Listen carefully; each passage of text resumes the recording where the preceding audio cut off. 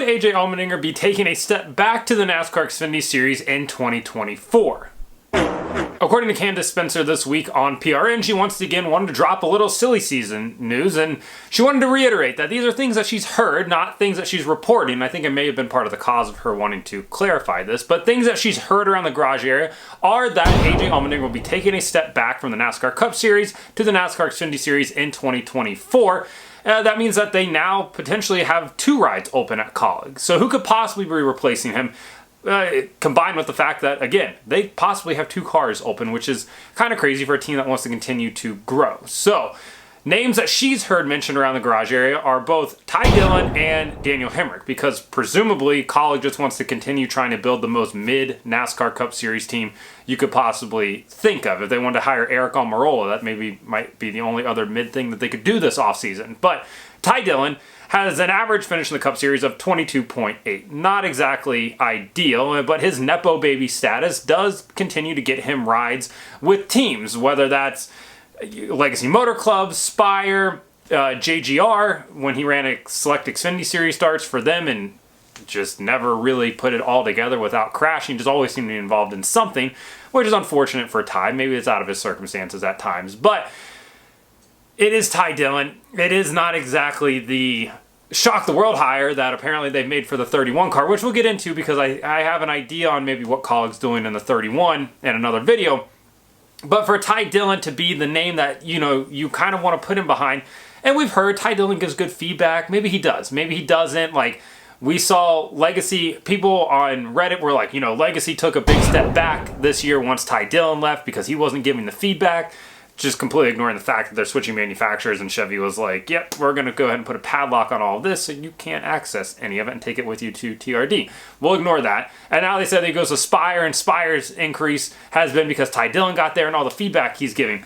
Let me say this. If Ty Dillon's giving great feedback, and I'm not here to dispute that, maybe he does give great feedback, you would think that he would potentially run better than what he is. It's still just not great, right? Like, he's running in the back of the 20s for full-time drivers in the NASCAR Cup Series in points. It's not exactly the highlight season for Ty Dillon at Spire. Now he's apparently going to get replaced again by another rookie driver, this time in Carson Hocevar, if you pay attention to or believe in what the rumors are. On the other side, you have Daniel Hemric, who I think Daniel Hemric's a really solid race car driver. He's not a guy that wins, ever, really. 1 win in 250 NASCAR Series starts. Obviously, that win came at the most perfect time. Win at Phoenix, wins the championship as well. Just a huge night for he and that entire team over at JGR, but at the same time, Daniel Hemric's not a guy that I think you build a Cup Series program around. Is he going to bring the car home? More than likely. Pretty much unscathed most of the time. He doesn't bring a lot of budget with him like he used to. Poppy Bank and a few other ones. But at the same time, like, maybe Kaulig's just willing to put him in the car because they know that more often than not, like, he'll just bring the car home clean and with an okay finish. Daniel Hemric's safe. He's the missionary of NASCAR drivers. Safe, it's proven, it's true. You know what you're going to get out of it. And it's fine, right? It's vanilla ice cream. It's fine. You like it. It's okay. It gets the job done. Is it like your first choice? No. Second? Probably not. Third? Maybe. Fourth? Yeah, more than likely. So that's kind of where Daniel Hemric falls, which is fine. Totally fine for him. But when you think about Kaulig wanting to build up this Cup Series program, those 2 names don't exactly instill a ton of confidence in you as a team that wants to, like, continue to climb up the ladder. And granted, getting a proven veteran to come over there is going to be tough, right? Like, they almost got Kyle Busch, and Chris Rice said that it's good that they didn't Kyle Busch because they didn't get Kyle Busch because they're not ready for Kyle Busch, which makes a lot of sense. But at the same time, like, you do need to try to land one of those drivers to try to help elevate your program to get it up to where it needs to be. Think of like a Furniture Row when they hired Kurt Busch and then they moved on to Martin Truex Jr. Kurt helped elevate that program. Then Kurt's like, I got to go over here to a better ride at Stewart-Haas. They put Martin in that car, and then Martin took them. Kurt got them up. Martin took them over the top. And I think that's what Kaulig needs. Kaulig needs a veteran to come in, help get them up, get them to where they can kind of contend and, compete, be more consistent.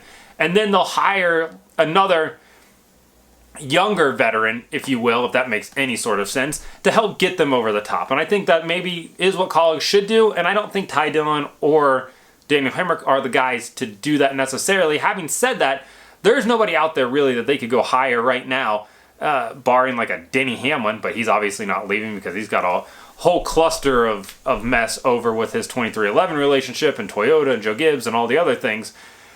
Eric Almirola doesn't really make any sense. Ryan Newman doesn't make any sense as well. Like, you need guys that can try to get you there, that give good feedback. And Kurt Busch is a perfect example of that. Same thing that he did at Furniture Row. He kind of helped do at 2311, get them, going and up and running.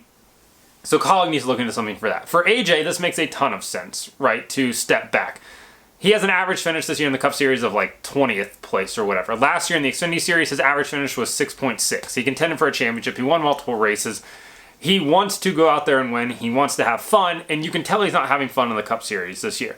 Basically, Kaulig has a shot to contend at 12 of the 36 races on the calendar. So a third of the season, they have a chance to win. Of that, they haven't even looked that great on road courses this year. Granted, he was a top 5 car in Indianapolis if he doesn't get involved in that incident with Ryan Blaney and then goes off Baja and through the gravel as well. He would have been fine there. He goes to Watkins Glen, has another really good run there as well, but he's not contending for the win. He's having good runs, just not contending. And then, of course, you have the super speedway races at Daytona, Talladega, and then the drafting race at Atlanta, where he can contend, right, if they stay out of trouble. But other than that, they just really are kind of off right now. They're getting better.